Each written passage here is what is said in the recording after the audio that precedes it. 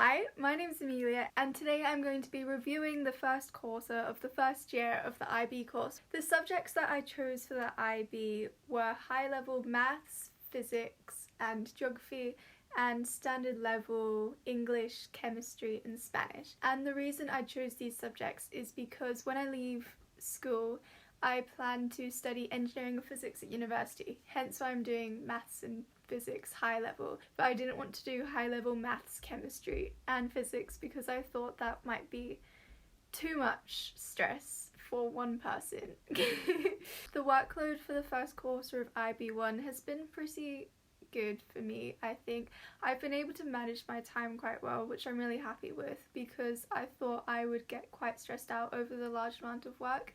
There definitely is a lot more homework and a lot of consolidating work in your own time outside of class. Sometimes if we go over something too quickly in class, I'll just go home and study it in my own time just to really get a good solid understanding of it. So at the end of the 2 years I'm not stressing about not knowing that information. In terms of workload for each subject, I've found that it's been pretty even across most of my subjects. I'd say at the moment my favourite class is chemistry and maths and my favourite subject is physics. And in terms of managing stress, I haven't really been put into many stressful situations yet, which I'm glad. I know that there'll probably come a time, particularly in that week where I've got all my IAs due next year. Over the past few weeks we've been doing online school because of the pandemic that's going on at the moment. I found that I'm a lot more productive at home than I am at school because when I'm at school I'm always distracted and talking to other people about stuff that's not going on in class, but at home you sort of don't really have that distraction. But I have found with some subjects that they can be quite hard to teach yourself at home, such as English where you've got lit analysis and it's easier to have the input of your classmates around you.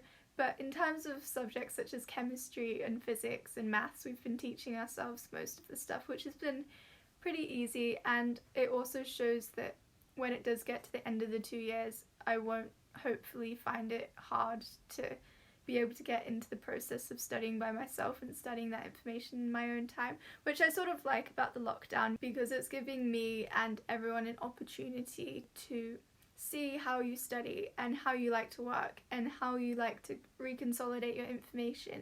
And it's also given me a lot of time to write notes and figure out the best self-teaching methods for myself. IB has definitely been quite different to NCA, for which I did a mixture of level 1 and 2 subjects last year. I like that with IB you have to approach it with a very open mindset and be quite abstract with how you think, and I like being able to do that. And I think TOC has really allowed me to expand on this side of myself that NCA and GCSEs didn't give me the opportunity to do.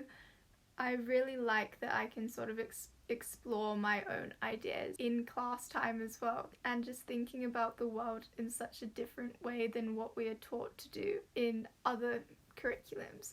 I have found that there's a lot of acronyms. I think I'm just going to be spouting out all these acronyms by the end of the 2 years and everyone's going to think I'm speaking a different language, which basically will be the IB language.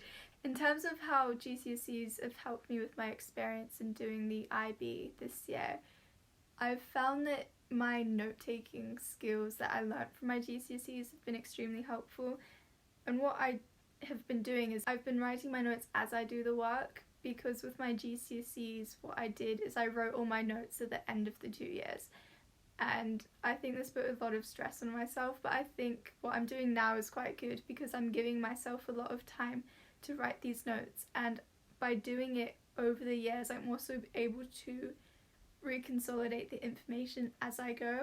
And what I did during the summer before the IB is I wrote out the notes for a lot of my subjects, so when I go to class I already have the notes written, and then I can be more attentive in class and listen in and ask questions instead of worrying about writing all the notes, which I've also found very helpful, and it's something I learnt from my GCSEs.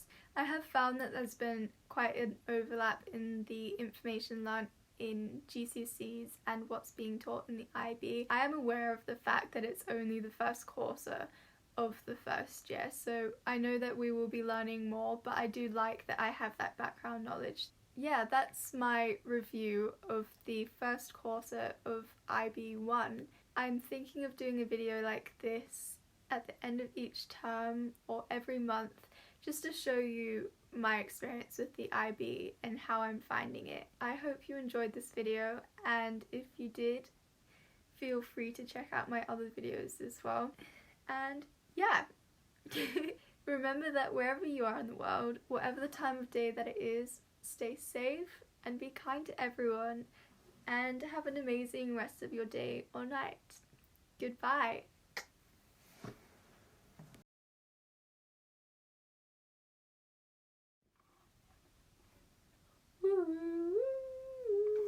Okay, let's do this. That's quite funky.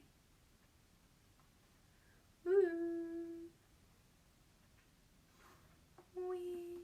Look, it's the window. It's my camera.